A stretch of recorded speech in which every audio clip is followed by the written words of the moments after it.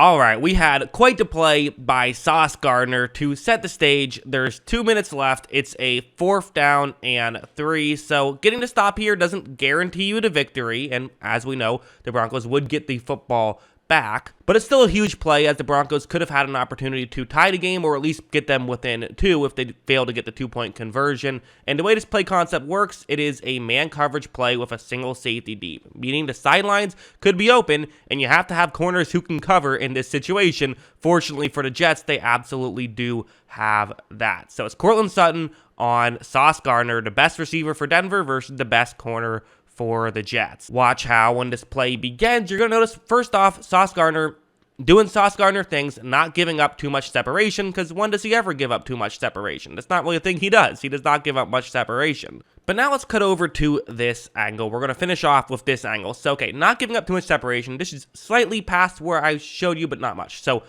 this is where we're at. Look at what Gardner is doing. He is looking back, looking over his right shoulder towards the quarterback. Because one of the most difficult things about playing man coverage is you can't really read the ball, right? Especially in a situation like this where your hips are turned towards the, towards the sideline. It's always a risk to get your head turned away from the receiver, because if the receiver moves when you're not looking at him, then he could end up getting wide open. But what Gardner is doing a good job of is just putting his hand on Sutton. So he's not holding Sutton, he just has his hands on Sutton. He's not, affecting, he's kind of holding his jersey a little bit, but he's not affecting the way that Sutton can play the ball at all, which is, this is legal. This is not a penalty. If you start pulling, that's when it becomes a penalty, but he's not pulling right now. He just has his hands on him, so that way if Sutton moves, he will know Sutton is moving. So then watch how when he turns his head again to get closer, because now the ball is on its way, he knows the ball is on his way because he looked behind him.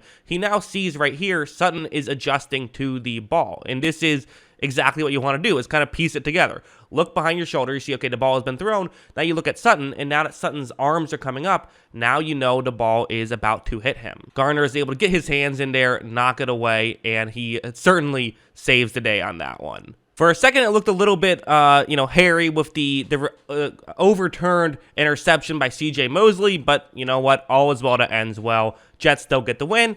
Maybe don't try Sauce Gardner with the game on the line. Might not be the best idea. I know it doesn't get too much easier everywhere else, but it gets a little easier. They even tried him at the end there on KJ Hamler. Just, stop throwing him with the game on the line. Seems like it's the right move.